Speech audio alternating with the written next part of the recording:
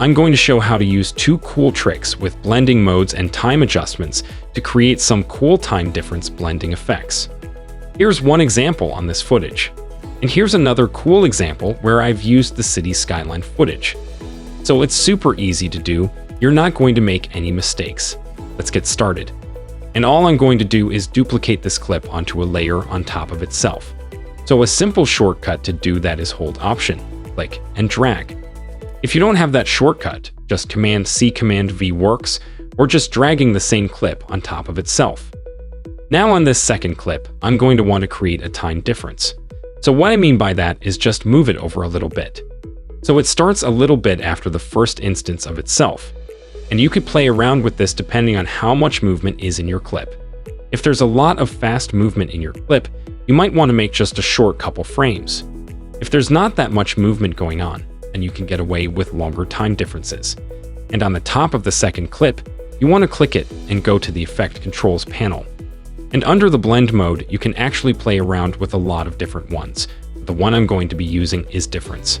So this is going to take a difference of the two clips. So normally, if the clip was just no time difference, then you just get black because it's almost like mathematically subtracting the video from exactly itself.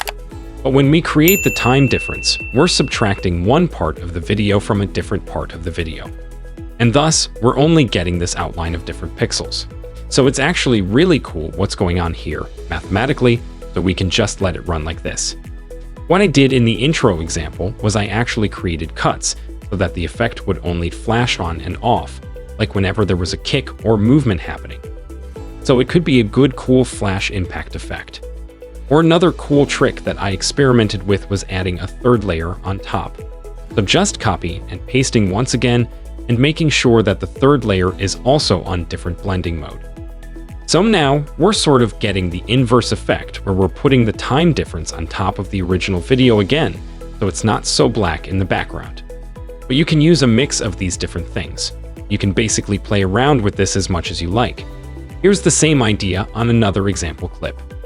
So this one, there's a lot less movement, but we get this cool effect where because the drone footage is moving slightly, we get an outline of the city. But since the cars are moving fast and the water ripples are moving fast, it's like a cool little mix. Maybe this could be interesting for title screen or something like that. If this video helpful to learn quickly, hit the like button and also don't forget to subscribe to our channel and hit the bell icon. Then you won't miss any upcoming tutorials.